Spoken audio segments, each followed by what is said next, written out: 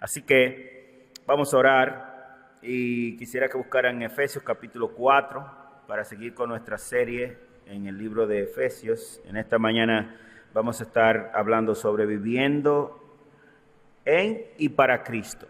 Viviendo en Cristo, viviendo para Cristo.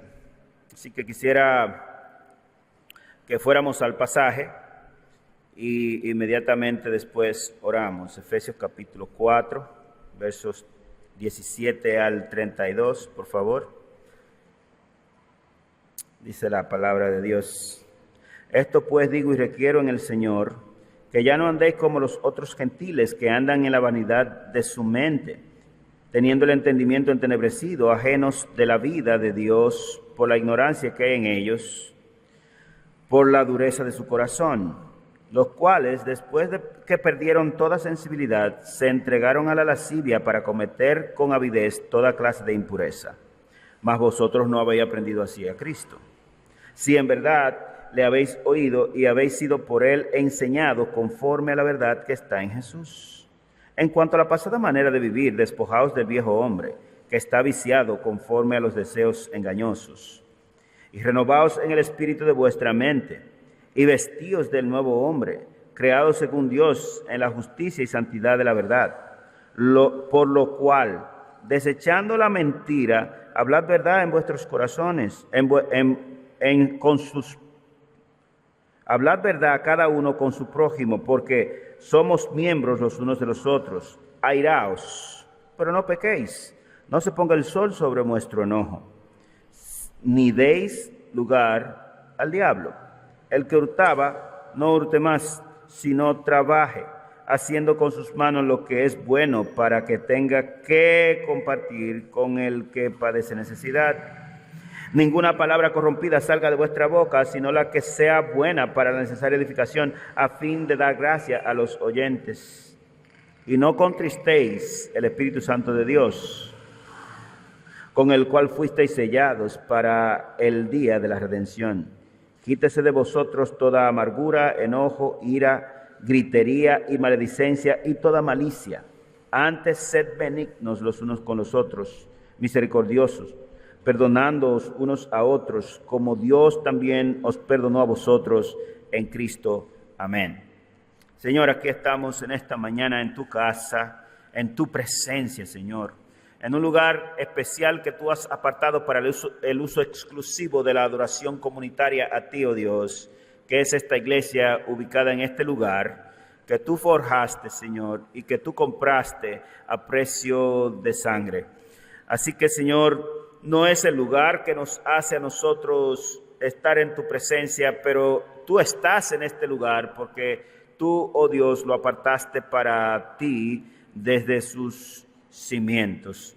Pero te rogamos, Señor, por cada uno de nosotros, por cada corazón en esta mañana que está aquí, también los que nos ven por los medios digitales o nos verán eventualmente, también las redes, en los medios digitales, Señor, te pedimos por todos aquellos a quienes sea de esa manera o de esta manera presencial o quizás por la palabra escrita eventualmente llegue esta palabra, que tú les bendiga ampliamente, Señor, que tú les bendiga, Señor, sobreabundantemente, y que nosotros los creyentes podamos ver la simpleza, sencillez y claridad de los rudimentos que conciernen a cómo debemos vivir la vida en Cristo.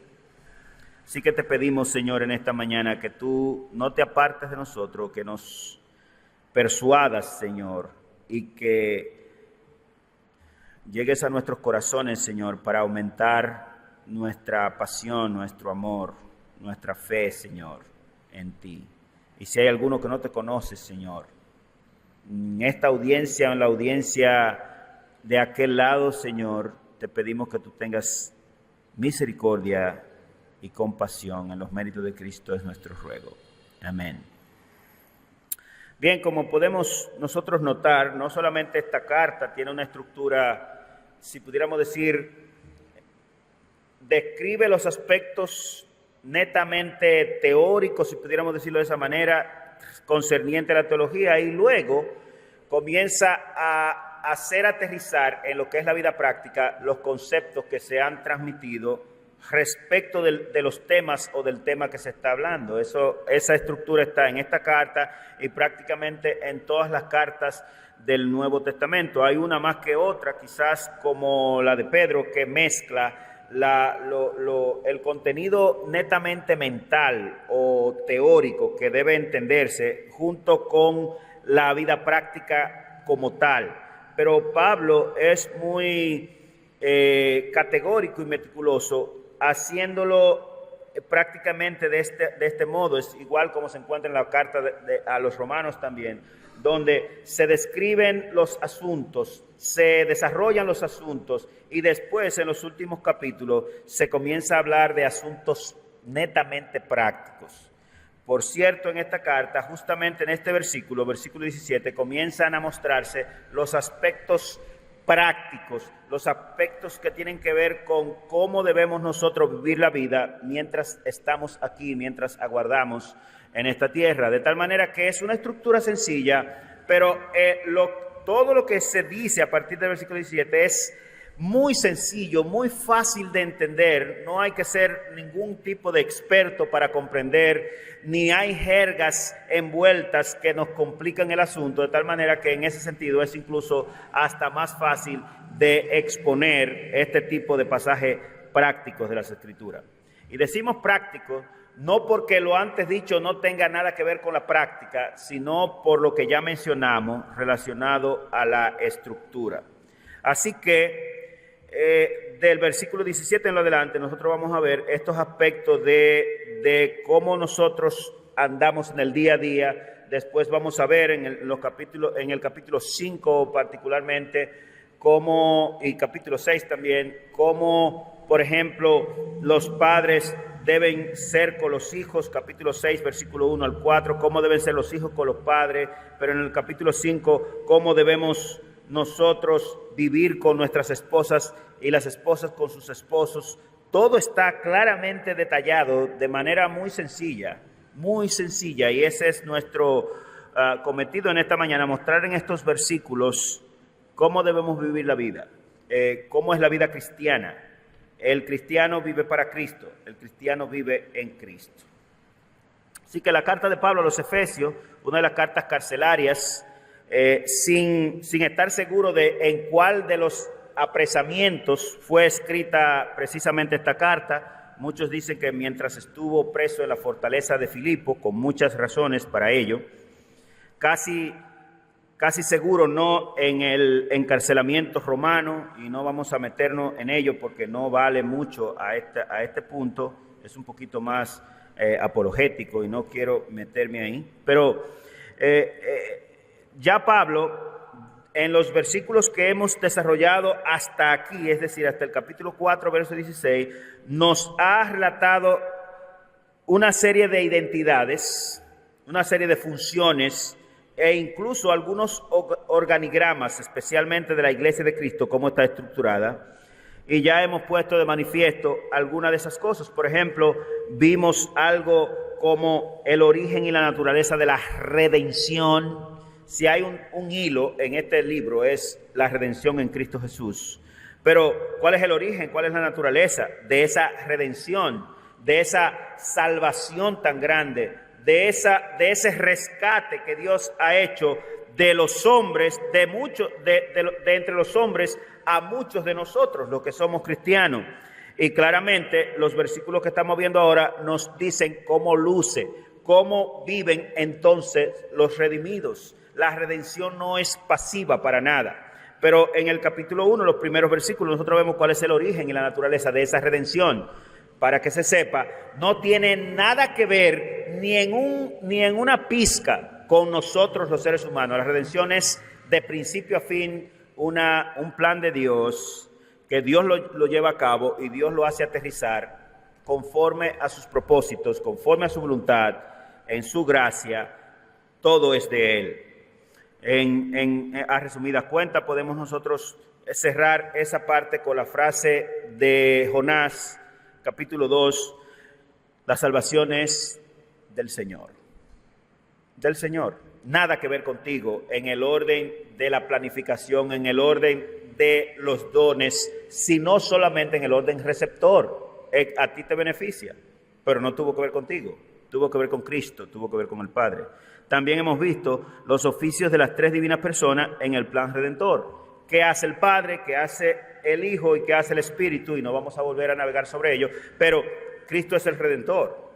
Cristo es el que compró nuestras vidas a precio de sangre en la cruz. Él es el Redentor. Y el Padre es el ideólogo de todo este plan. Es la cabeza, Él es el ideólogo de todo este plan. Él es el que en Cristo nos escogió desde antes de la fundación del mundo, el que ideó todo, y Cristo es el que materializó todo. Pero el Espíritu Santo, según nosotros vemos en los versículos 11 al 14, particularmente del capítulo 1, es el que nos capacita a nosotros y hace posible que lo que Cristo materializó se haga efectivo en nuestras vidas. Sin el Espíritu Santo morando en nosotros, somos como los demás, igualito. La diferencia, lo hemos dicho aquí una y otra vez, entre un cristiano y uno cristiano es que el cristiano posee el Espíritu Santo. Entonces, ¿a qué lleva al cristiano el poseer el Espíritu Santo a ser totalmente diferente? Porque él tiene la naturaleza de Dios. Lo que Pablo está diciendo aquí ahora de cómo debemos vivir para un cristiano verdadero, déjeme decírselo de esta manera, es un cachú. Es un maíz, es una tontería.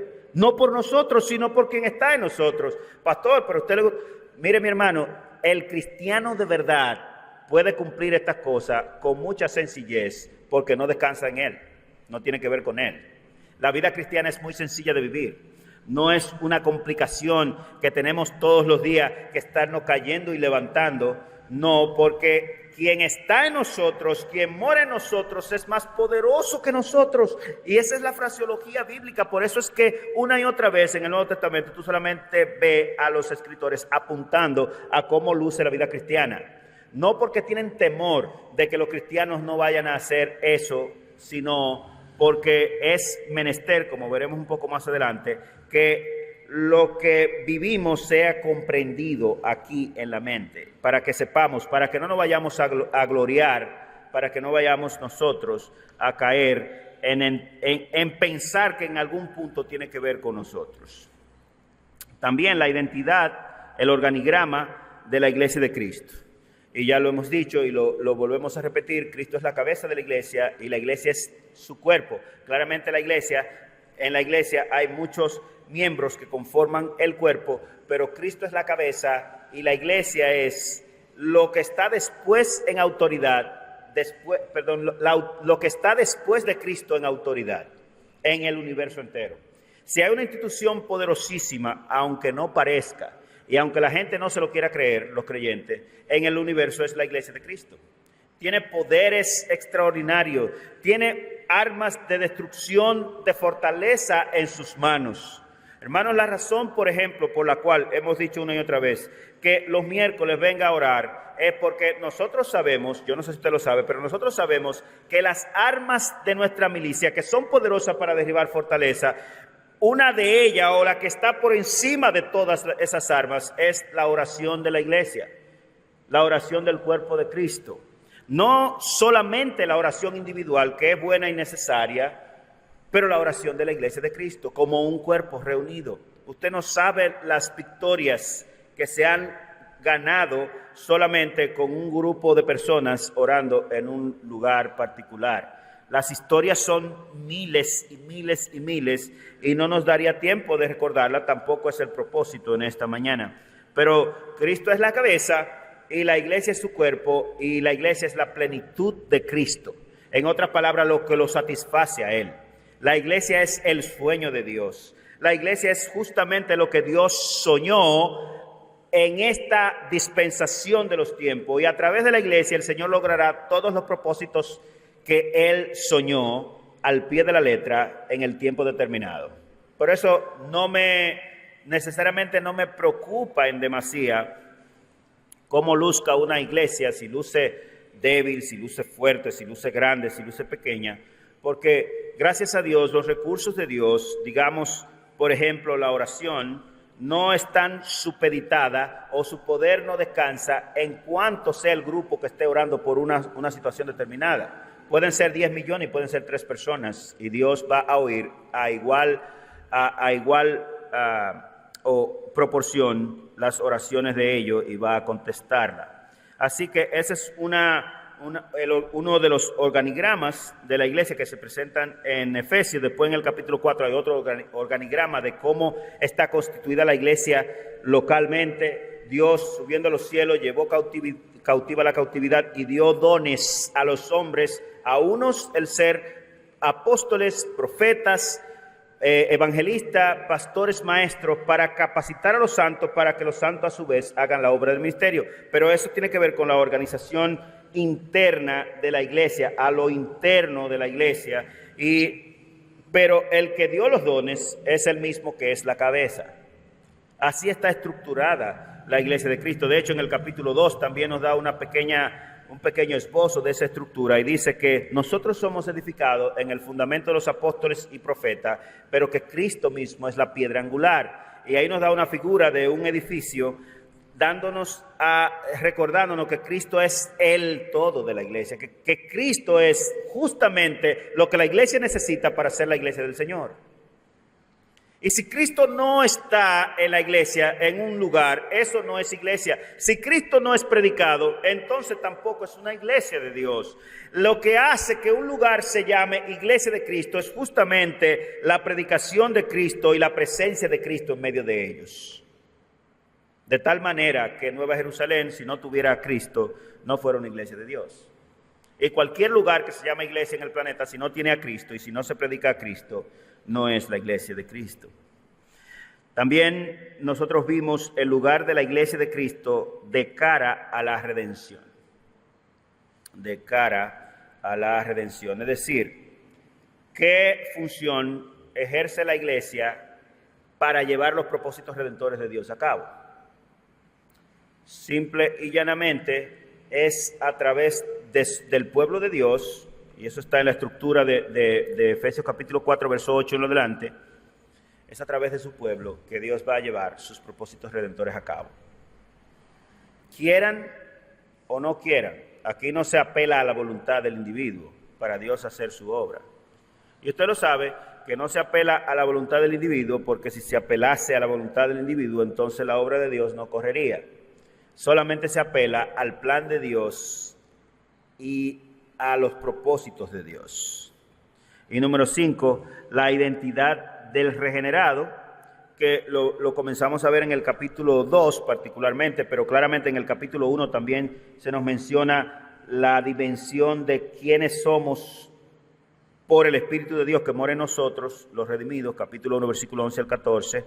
Y después Pablo orando también nos deja saber cuál es el conocimiento que nosotros debemos tener de Cristo y del poder de Dios y de la iglesia misma para estar claro en cuál es nuestra misión y cómo ejercer nuestra misión. Y después en el capítulo 2 se nos compara con quienes éramos y lo que somos ahora por la gracia de Dios, lo mismo que está en otro orden haciendo aquí en el pasaje nuestro del capítulo 4, verso 17 en lo adelante. En fin, hay otras estructuras que hemos visto, pero estas son las estructuras esenciales. Al principio dijimos que esta carta tiene que ver mucho o trata mucho de lo que es la identidad de Cristo, la identidad del creyente, la identidad de la iglesia, las identidades de las instituciones que Cristo mismo ha creado, incluyendo la identidad de Dios y de sus hijos. A partir de nuestro texto se nos detallan los particulares sobre la verdadera vida cristiana. El apóstol nos refiere con muchos detalles cómo piensan y cómo viven los verdaderos creyentes. Una dualidad, pero una dualidad no separatista o separada, sino que la separamos con fines de estudio y nada más. Por tanto, es decir, cómo piensan y viven los verdaderos creyentes y por tanto la iglesia en medio de una sociedad impía y degenerada. De eso habla nuestro pasaje. ¿Cómo vives tú? ¿Cómo vivo yo como cristiano? ¿Qué me hace a mí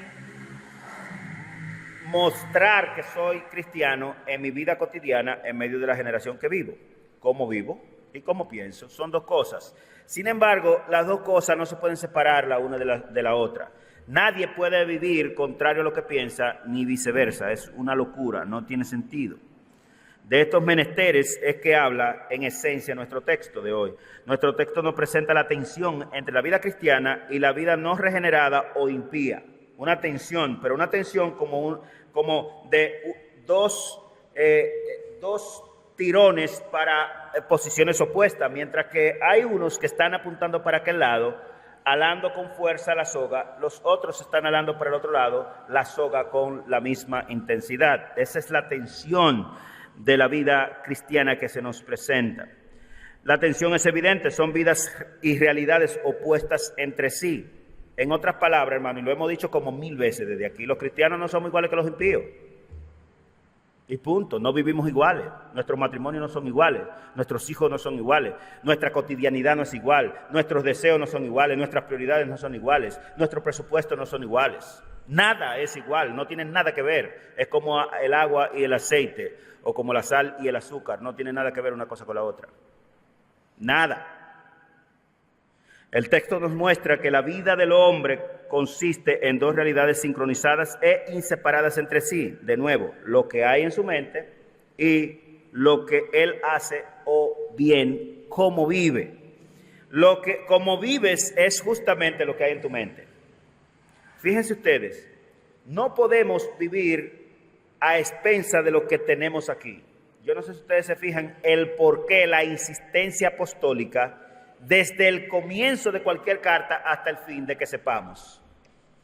De hecho, las dos secciones de oración que tenemos en esta carta, en el capítulo 1, versículo 15 en adelante, y en el capítulo 3, versículo 14 en adelante, que son prácticamente las oraciones idénticas, las hemos puesto aquí. ¿Cuál es el propósito de Pablo al orar por los santos? Que sepan, en esencia, que conozcan a plenitud, que conozcan a ciencia cabal, que conozcan acabadamente a Cristo. Porque una vez sabemos de Cristo y conocemos a Cristo y Cristo está aquí en nuestra mente, entonces andaremos mejor conforme a sus propósitos y andaremos mejor para la gloria de Dios. Usted se acuerda, si quiere puede ir conmigo para no estar simplemente razonando aquí en esta mañana. Mire otra vez, capítulo 1, versículo 15. Esta sección es de extrema importancia en esta carta. Miren la oración de Pablo otra vez. Por esta causa también yo, habiendo oído de vuestra fe en el Señor Jesucristo y de vuestro amor para con todos los santos, no ceso de dar gracias por vosotros, haciendo memoria de vosotros en mis oraciones. ¿Para qué?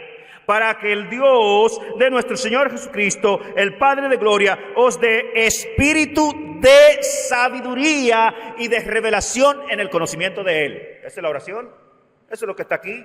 Pablo, ¿qué es lo que tú quieres que nosotros hagamos? Que sepan de Cristo para que no vivan flacos, para que no vivan una vida miserable, sino una vida abundante en el Señor Jesús. Esa es la oración. Mira el capítulo 3. Y sigue hablando de lo mismo una y otra vez en los versículos siguientes, pero mira el capítulo 3, versículo 14. Por esta causa doblo mis rodillas ante el Padre de nuestro Señor Jesucristo, es decir, oro, de quien toma nombre a toda familia en los cielos y en la tierra, para que os dé. ¿Para qué? El propósito. ¿Para qué? Para que os dé conforme a la riqueza de su gloria, el ser fortalecidos con poder en el hombre interior por su espíritu, para que habite Cristo por la fe en vuestros corazones o en vuestras mentes, a fin de que, arraigados y cimentados en amor, seáis plenamente capaces de comprender con todos los santos cuál sea la anchura, la longitud, la profundidad y la altura, y de conocer el amor de Cristo que excede a todo conocimiento, para que seáis llenos de toda la plenitud de Dios. La misma oración. Y donde quiera que tú veas al apóstol orando por la iglesia de Cristo, y si ves a Cristo orando también en Juan capítulo 17, por ejemplo, vas a ver justamente el mismo caso, la misma oración, lo único. Por eso hemos bautizado a estas secciones la oración pastoral. ¿En qué orden debo yo orar por mis hermanos? En ese orden, para que sepan, porque si son burros no van a vivir como deben vivir. Si no entienden, no van a vivir como deben vivir, aunque hayan sido regenerados. Mire qué cosa. ¿Qué pasa cuando un creyente no está viviendo la vida como debe ser vivida? Que no entiende, que tiene problemas en el entendimiento. Por eso la continua oración apostólica, para que los santos sepamos. La vida consiste en lo que soy, lo cual es lo que hay en mi mente y lo que hago con mis miembros. Es una dicotomía, una realidad dual, pero no resulta separarla, como dije antes, salvo para fines de estudio. O como aquel famoso aforismo de un pensador muy famoso: pienso, luego existo. Pienso, luego existo. Es una idea de que lo que tengo en mi entendimiento es de suma trascendencia y de tanta importancia que modela mi vida y que no puedo vivir con el cerebro vacío. Fíjense ustedes cómo vive un loco, para ilustrar. ¿Cómo vive un loco? Bueno, le coge con una cosa y eso es lo que le hace. O le coge con aquello y eso es lo que hace. Come, ya usted sabe qué, cuando no tiene comida. Duerme debajo de un puente, como los cerdos. Bueno, los cerdos no duermen debajo de un puente como los perros. Y da pena y vergüenza. ¿Cómo vive un cristiano sin entendimiento? Con pena y vergüenza, parece un cerdo. Aunque no lo es. Se parecería a la ilustración que he puesto aquí muchas veces, a aquel hombre que era millonario, rico de cuna, y sus padres murieron cuando él era jovencito, y la muerte de sus padres le causó un bloqueo mental, y él se fue a vivir al sótano del castillo de los padres. Y pasado el tiempo, vinieron unas personas y ocuparon el castillo, y de hecho esas personas le conocían a sus padres, pero el bloqueo mental que tuvo aquel hombre le llevó a estar confinado de la sociedad y ni siquiera se dejaba ver. Y de buenas a primera, un día él ya mayor y viejo entra al castillo en una ocasión que encontró la brecha, y comenzó a ver las fotos de la familia, inclusive su foto cuando él era jovencito, y comenzó a acordarse y comenzó a llegar a su mente que ese era él. Pero cuando vino a despertar del letargo y de la desgracia que le había sobrevenido, ya él era un viejito que no servía casi para nada. Vivió como un mendigo y un miserable siendo rico. Eso es ser loco. Eso es ser un loco. La vida del hombre consiste en saber y en hacer. Yo creo que este es el foco de este pasaje en esta mañana. Consiste en saber y en hacer. Hermanos, ¿por qué perece el pueblo de Dios? El cerebro torcido, que no, en vez de estar involucrado en lo que tienen que estar involucrados, se emergen en 50,000 tonterías que nada le suman a la vida cristiana. El juicio de Dios a todo hombre al final será por lo que sabía y por lo que hacía. Por lo que sabía y por lo que hacía.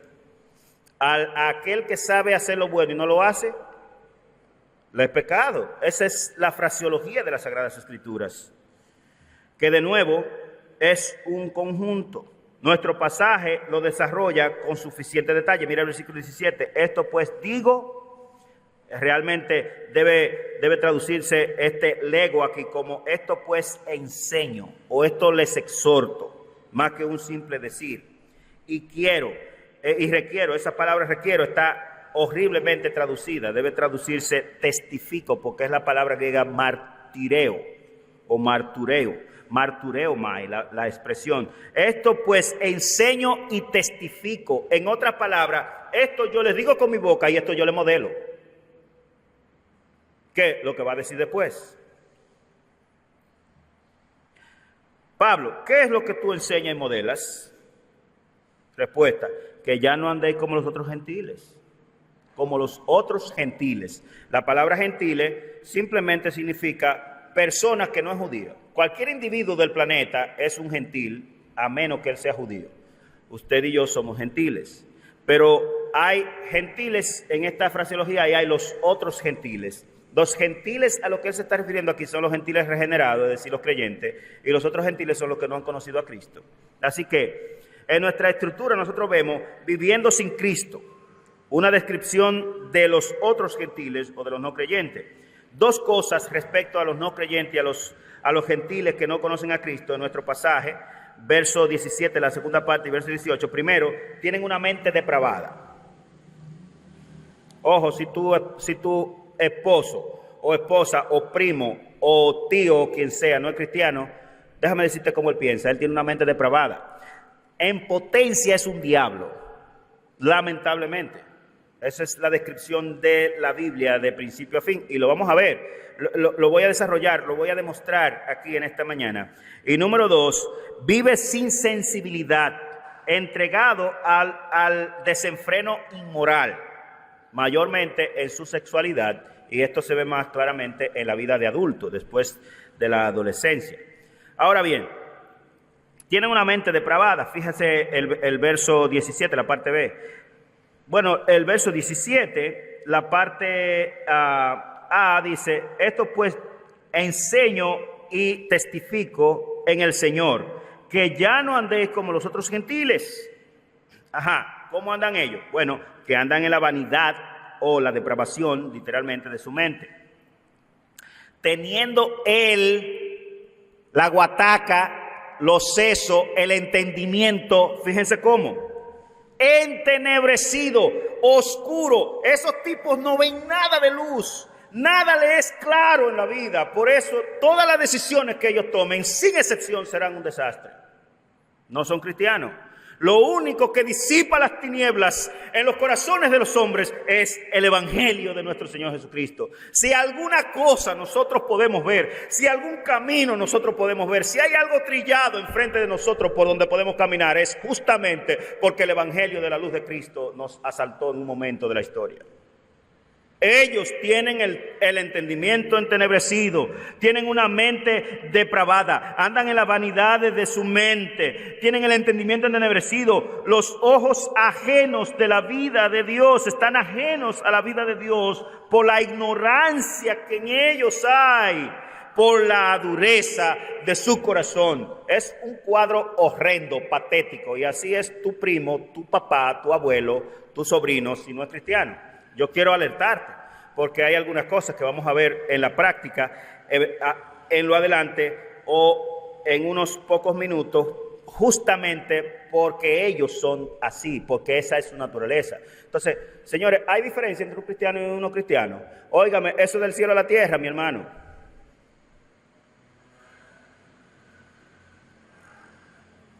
Usted no sabe los cientos de veces que me interpelan a mí, mis amigos, primos, gente cercana, para averiguar si yo he engañado a mi esposa, porque ellos no lo conciben que yo no la haya engañado.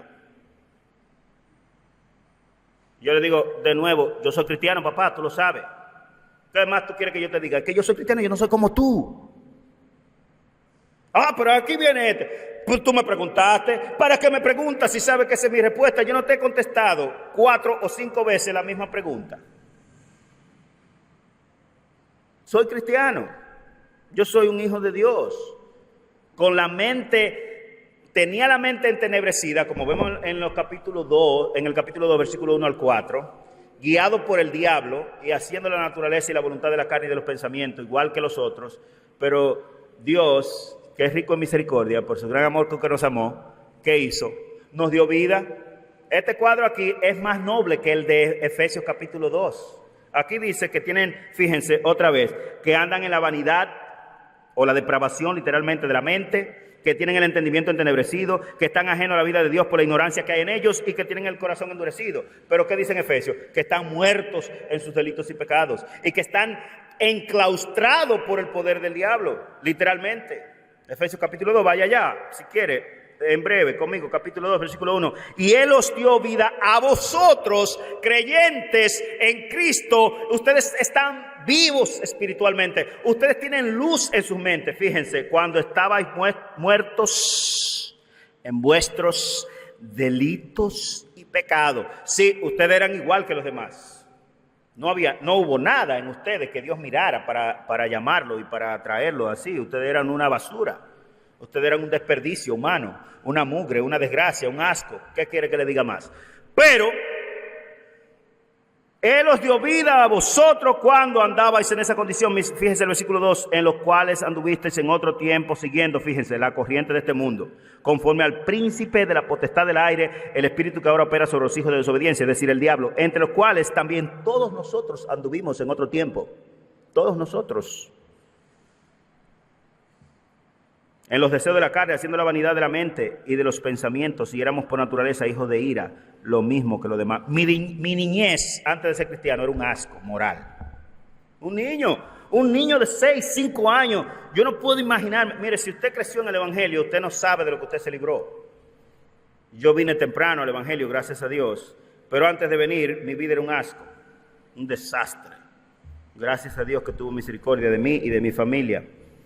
Pero no solamente ellos tienen esa condición, es decir, tienen una mente depravada. Fíjense el versículo 19. Viven sin sensibilidad. A ellos no les duele. Por eso un depredador viola a una niña o un niño como si nada estuviera pasando. Ellos no tienen sensibilidad. Fíjense versículo 19. Los cuales después, fíjense el cuadro, un corazón de piedra, endurecido, ¿verdad? Una mente bloqueada completamente. Una vida apartada completamente de Dios y una mente depravada, eso no puede dar algo bueno por ningún lado. Fíjense cómo viven entonces. Los cuales después que perdieron toda sensibilidad, ¿sabe lo que es la sensibilidad, verdad? Usted agarra una pullita y se mete un puyazo ahí y usted va a brincar, o si le pullan por algún lado y usted tiene sensibilidad, va a brincar. Eso es lo que le pasa a por ejemplo, a los diabéticos, que eventualmente pierden la sensibilidad y van perdiendo hasta miembros, los dedos, y le cortan un pie, todo eso, porque ellos pierden la sensibilidad y se dejan podrir el espacio sin darse cuenta. No sienten. Usted le puya, le mete una aguja de lado a lado y ni cuenta se da el tigre que alguien le está haciendo algo, o la tigra. Pierden toda sensibilidad. Después que perdieron toda sensibilidad, se entregaron ojo aquí, ¿a dónde aterrizan? Fíjense ustedes, ¿a dónde aterriza la vida de los réprobos? A la lascivia, o a los deseos desenfrenados, a los excesos sexuales. Ahí aterrizan. Esa es la válvula de escape de todo lo negro que hay dentro del corazón de un no creyente. En recrearse negativamente o en excesos, desenfreno, lasciviosos, deseos en la sexualidad, para cometer con avidez o con avaricia o con desenfreno, sin saciarse, toda clase de impureza. Hermano, el que una gente se vuelva homosexual o mujeriego, eso es la norma. Las mujeres más nobles, que no son ni mujeriegos, ni hombreriegas, ni lesbianas, son noveleras. Les encanta ver novelas y pornografía en la televisión. Ya les arreglaron la vida, ya no tienen que salir a hacer muchas cosas, ya quieren guardar una imagen. Y lo hacen en su privacidad, en sus alcobas, con las famosas novelas. Si aquí hay un creyente que ve novelas, eso da asco, hermano. Eso es una basura. Eso es el diablo metido al frente de tu casa. Eso no tiene nada de bueno. Para nada. Amados hermanos, creyentes en Cristo, desgraciadamente así es la vida de todo no creyente. Yo creo que en esto se ha de circunscribir esta primera parte de esta sección que hemos leído en esta mañana. El hombre es dos cosas, lo que él tiene aquí y cómo él vive. Estas dos cosas siempre andan sincronizadas. Si como tú piensas es contrario a cómo tú vives, tú no eres un ser humano. No puede haber desincronía, si se puede usar esa palabra, entre lo que tú piensas y cómo tú vives. El proverbista fue claro en el verso 23 del capítulo 4 de Proverbios. Sobre toda cosa guardada, guarda tu mente, porque de él mana la vida. O como lo traduce la Nueva Versión Internacional para Niños: ten cuidado de tus pensamientos, porque ellos son la rueda de la vida. Ten cuidado de tus pensamientos, porque ellos dirigen tu vida. Hermano, lo que tú tengas tu tesoro, en palabras de Cristo, en lo que tú tengas puesta tu norte, lo que sea tu foco allá, ¿qué va a estar allí? Tu corazón. Pastor, pero ¿por qué usted señala el corazón aquí y no aquí? Porque en la Biblia el corazón es aquí, no aquí. Esto no tiene nada que ver con es aquí el asunto. Yo creo que se lo he dicho como 200 veces, aunque usted quizás no lo tiene todavía, pero en la Biblia el cardia es aquí. El cerebro. Amados hermanos creyentes en Cristo, desgraciadamente así es la vida de todos no creyentes. Son personas con los mismos miembros, las mismas facultades que nosotros, tienen el mismo tipo de nariz, los mismos ojos, el mismo tipo de cabello, las mismas manos, pero usan sus miembros para otros fines y otros propósitos. Si usted creció en el camino del Señor, gloria a Dios. Como yo, quizás no vivimos necesariamente eso. Pero si usted viene de un contexto secular, de haber vivido, a lo menos en parte de su juventud, cual no creyente, sabe perfectamente de lo que yo estoy hablando aquí y de lo que habla el apóstol aquí. Cómo es la vida de un impío que no conoce a Cristo. Es un desastre, es una desgracia, es un asco, señores. Y fíjese que todo el quehacer del inmoral o no creyente aterriza en desenfreno sexual. Ahí cae el asunto. Las relaciones íntimas son la válvula por donde decantan los pensamientos del hombre carnal. Una persona sin Dios y sin Cristo, incluyendo aquí a sus familiares de nuevo, tiene dos desgraciadas realidades. Posee una mente depravada y no tiene sensibilidad alguna, una vida en completo desorden moral, mayormente pasional o sexual.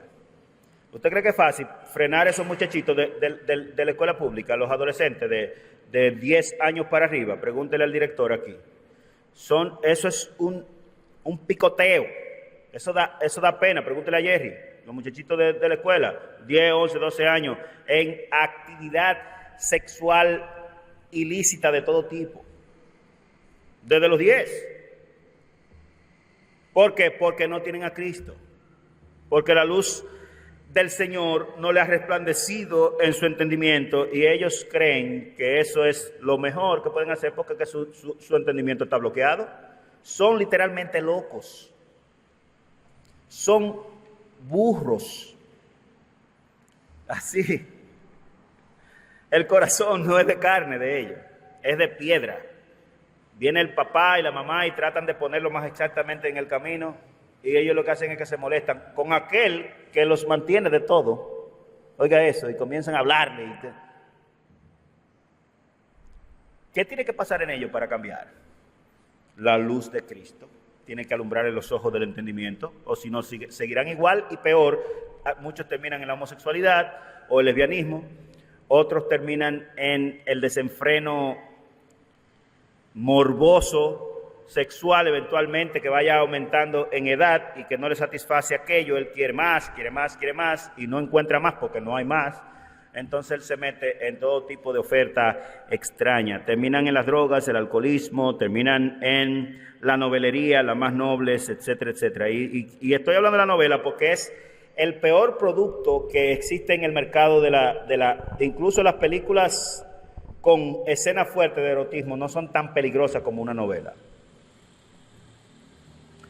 Por ejemplo, si sus hijos están por un momento donde algún familiar suyo que no es cristiano y ese familiar está viendo, digamos, una novela o algún programa X y de repente viene una escena fuerte, adivinen qué va a pasar. Él va a seguir viendo su cosa y al niño que se la busque como pueda. Y el niño comienza y abre los ojos frente a esa desgracia contaminada que está enfrente de sus ojos, que él a veces queda loco porque él nunca había visto eso de esa manera y todo, y le trastorna el entendimiento a ese niño en ese mismo momento.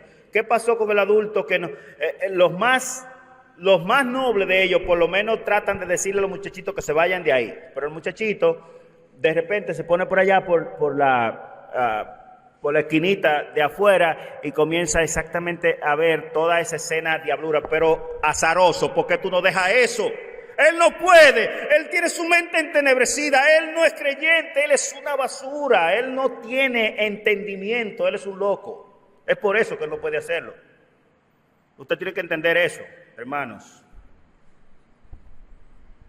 Esa es la razón por la que mis niños tienen el cuidado que tienen. Yo no lo puedo dejar en cualquier lugar, yo no lo puedo dejar con todo el mundo. Yo no conozco a esa persona y aunque la conozca, me da trabajo confiar en una persona a ese nivel. Los que se quedan en mi casa, sean locales o extranjeros, saben que cuando hay alguien en mi casa, un huésped, los niños duermen conmigo.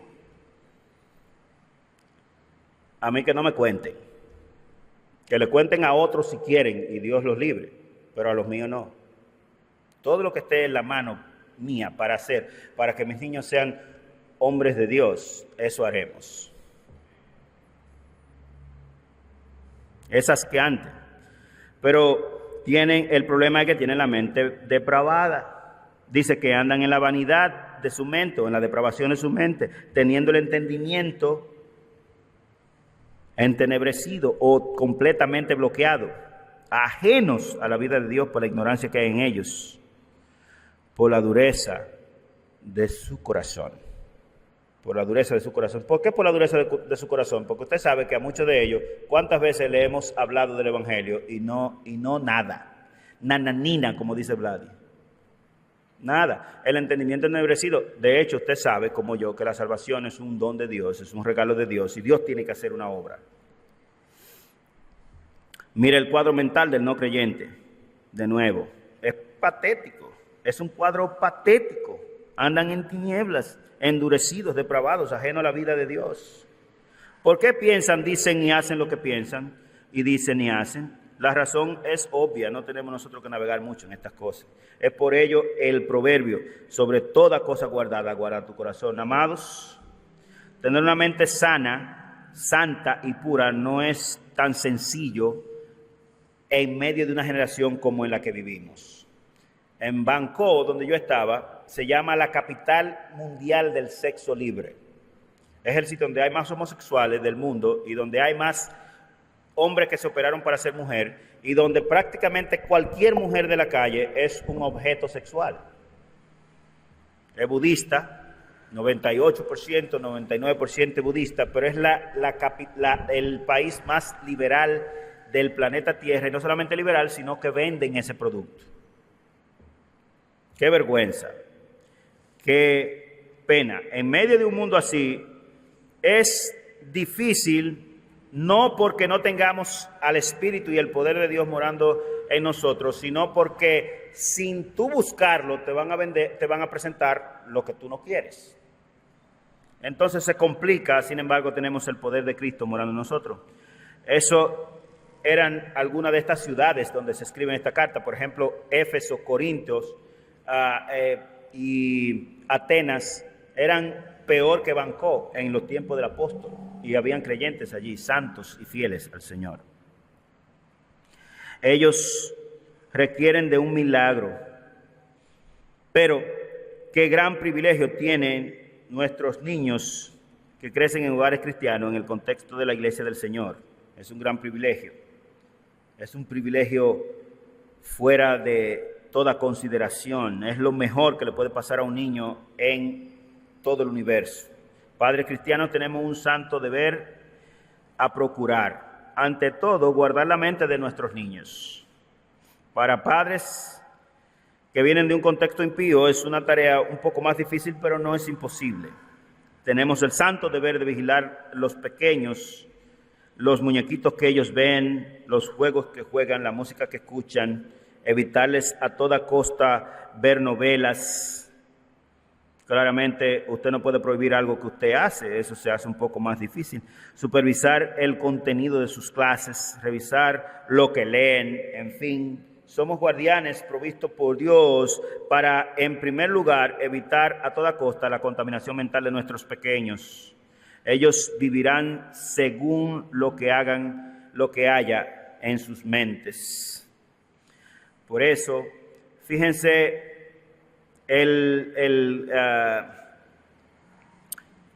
como introducción a lo final que queremos decir en esta mañana, claramente, que es la segunda parte del asunto de la insensibilidad de ellos, como menciona Pablo el mismo asunto en Romanos capítulo 1, verso 28, dice, y como ellos no aprobaron tener en cuenta a Dios, corazón endurecido, Dios los entrega a una mente reprobada. ¿Para qué? Para hacer todo lo que no conviene. No son confiables.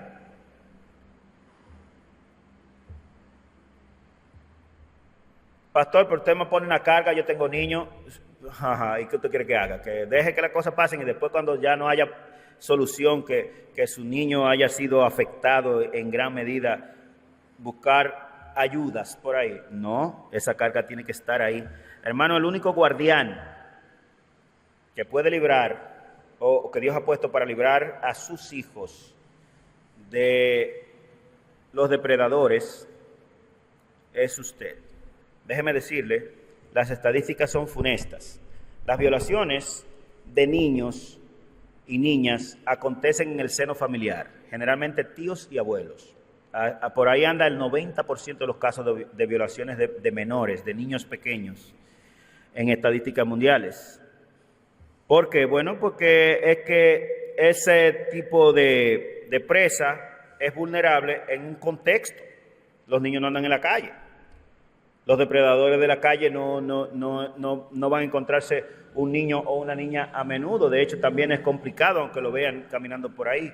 Las violaciones, que son altas, por ejemplo, en el contexto de los Estados Unidos, 7 de cada 10 niñas menores de 12 años han sido violadas. Este mundo es un asco, lo que pasa es que a veces uno no lo ve porque lo que se ve es la ropa que uno tiene puesta. Y 1 de cada 4 niños varones ha sido violado. Y, de nuevo, casi en la totalidad de los casos por un abuelo o por un tío. En los no creyentes usted no puede confiar. De hecho, usted no puede confiar en eso en los creyentes tampoco. No le deje a su niño, no, que ellos son creyentes. Mire, usted tiene que estar muy persuadido de que esa persona es de suficiente confianza para usted dejar sus niños con ellos. Y como usted puede ver, el problema es que por lo que ellos tienen en su mente pierden todo tipo de sensibilidad. Todo tipo de sensibilidad. ¿Usted cree que es justo violar a un niño? Digamos en la humanidad. No, mi hermano, usted le está perpetrando llagas y sufrimientos prácticamente incurables, emocionales y físicas a ese ser. A ellos no les importa, ellos no tienen sensibilidad, ellos son como un diabético que perdió ya la sensibilidad de una parte de su cuerpo. Usted le puede hacer lo que sea y ellos no ven nada malo en eso, todo está correcto, todo está bien y no ven para nada el sufrimiento de los demás. El lamentable resultado de una mente sin Cristo, oscurecida y depravada, es una vida depravada, insensible a lo correcto, a lo santo, a lo bueno y a lo verdadero. Todo lo que hace una mente depravada o entenebrecida es depravación. Lo correcto que hacen es con una coartada debajo de la manga. Si usted ve que hacen algo bueno, que, por ejemplo, uno regenerado va a una casa donde hay una jovencita, le estoy hablando en el contexto más natural del asunto, puede ser un hombre a un jovencito o lo que sea, que le agrada, y ya comenzó el plan depravador, y comienza a hacer cosas, y el depredador busca algún plan para atrapar a su presa, o se va por la línea directa de persuasión a la presa, comienza a hablar y a comprarle esto y a hacer aquello, o persuade a sus tutores, que es muy común en nuestra sociedad, o simplemente arremete por la fuerza en la violencia. Una de esas 3 cosas él va a hacer, pero él va a hacer aterrizar sus planes malvados a fin de cuentas. El impío vive depravadamente, cometiendo con desenfreno todo tipo de lascivia y desenfreno. Por eso es que en el capítulo 5, versículo 12 de este libro de Efesios, Pablo dice, porque vergonzoso es aún hablar de lo que ellos hacen en secreto. Es una desgracia. Sin embargo, mira el verso 20. Y esta es la vida que aprendemos en Cristo. Mas vosotros no habéis aprendido así a Cristo, si en verdad le habéis oído y habéis sido por él enseñado conforme a la verdad que está en Jesús. Y la semana que viene vamos a hablar entonces, hoy nos centramos en lo negativo, en cómo son los que no son cristianos, como el obligatorio y necesario preámbulo entonces de contrastar y ver entonces en consecuencia cómo viven los cristianos. ¿Cómo vives tú? ¿Cómo vivo yo? Hermano, ¿y por qué la importancia de este tema? Porque nuestra meta final, yo sé que usted lo sabe, es honrar a Cristo. El fin principal para el cual tú y yo fuimos creados fue para glorificar a Dios y gozarnos en Él para siempre. Y Dios ha sido extremadamente claro, cristalino, en relación a cómo quiere que tú y yo andemos para hacerles a Él muy agradable. Tus familiares, amigos, etcétera, necesitan al Señor Jesús en sus corazones. Ellos tienen dificultades profundas en su entendimiento. Tú tienes un rol grande, tú tienes una responsabilidad enorme sobre tus hombros con relación a tu vida, a tu mente y a la mente de aquellos que Dios ha puesto bajo tu cuidado. Comprendemos la necesidad apremiante de guardar nuestras mentes y la mente de los nuestros. Creyentes, en nuestras casas no se ven películas. Prácticamente no se puede ver ninguna película, a menos que sean de esas películas de niños. El pastor de ustedes es un loco, es lo que vive viendo peliculitas de niños. Las otras no sirven, yo no las puedo ver. A mi esposa cada rato le digo, quita eso de ahí. Que a ella le gusta la película y a veces la película como que va a cambiar de color. Yo digo, quita eso y olvídese. Se queda a mitad de película. Son problemas tuyos, ¿para qué te pusiste a verla? Aquí no se puede ver eso. Se ve claro en nuestro texto por qué los santos no vemos novelas, ni la mayoría de películas que casi todo el mundo ve, como si nada. Hermanos, yo no sé si usted se ha fijado lo que cantan los niños que viven en su vecindario. Yo espero que los suyos no canten esa misma porquería.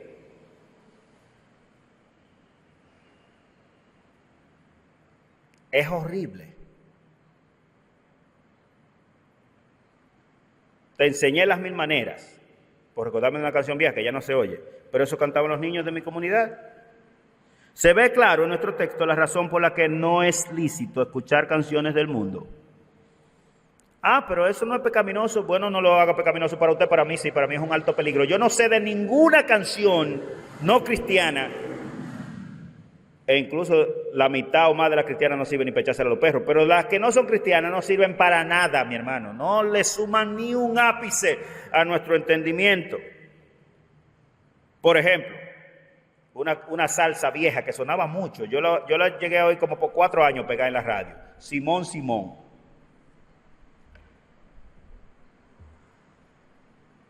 ¿Qué enseña una cosmovisión torcida? Él dice que no se puede corregir la naturaleza y que palo que nació doblado jamás su tronco endereza.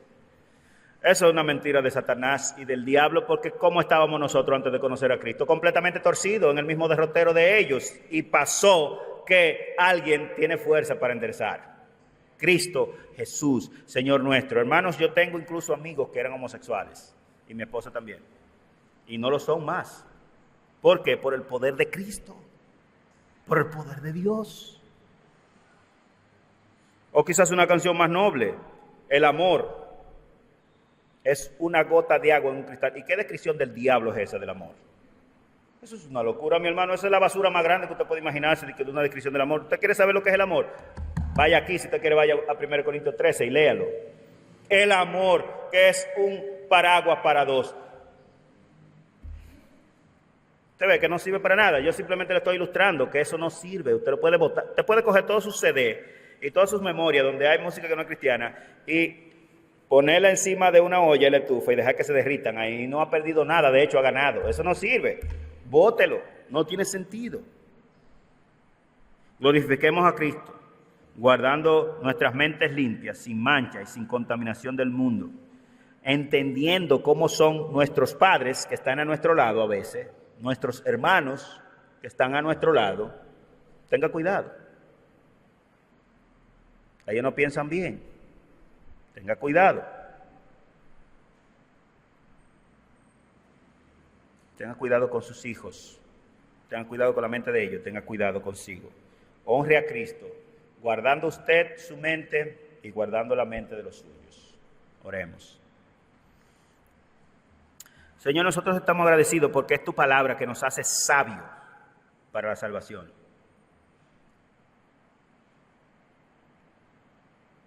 Y gracias a tu revelación, sin pelos en la lengua, nosotros podemos ver con clarividencia y entender, Señor, con detalles el peligro del mundo en el que vivimos, incluyendo a los que nos rodean, e incluso incluyendo a aquellos que duermen a veces a nuestro lado o que viven con nosotros. Danos el privilegio, oh Dios, y la sabiduría de ser hombres y mujeres de Dios que no cedemos ni en un grado a las posibilidades de actuar como ellos y de vivir como ellos, como los no creyentes. Pero por otro lado, Dios, danos el privilegio de vivir sabia, justa, santa y piadosamente en medio de una generación tan pervertida. Ayúdanos. Gracias por esta mañana, gracias por tu palabra, que sí vimos muchos aspectos teológicos y eclesiológicos y hasta soteriológicos, pero en estos pasajes estamos viendo la parte más práctica que concierne a nosotros en el día a día, a la crianza de nuestros hijos, al cuidado con nuestros hijos, a nuestra relación con los demás, con nuestros familiares y amigos, y a entenderles a ellos, no solamente para librarnos de su desgracia, pero también para procurar ganarlos para ti, oh Dios. Danos el privilegio de poder anunciarles el Evangelio de la luz de Cristo a ellos para que despierten de la desgracia en la que se encuentran.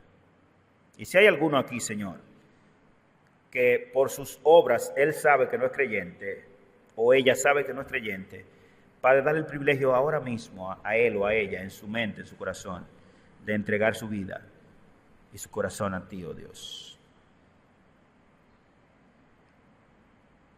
Perdona nuestros muchos pecados, todas las veces que te hemos fallado, Señor. Aún en esto que sabemos, no nos deje actuar como los locos, ni como los degenerados, ni como aquellos que han perdido toda sensibilidad y que con avidez cometen toda clase de inmundicia y de impureza. No, Señor, no nos permita nunca ni siquiera acercarnos a esos linderos. Danos el privilegio de ser un pueblo santo, celoso de buenas obras, que vive para su Dios, que se goza en la justicia, en la verdad y en el amor. En los méritos de Cristo te lo rogamos. Amén.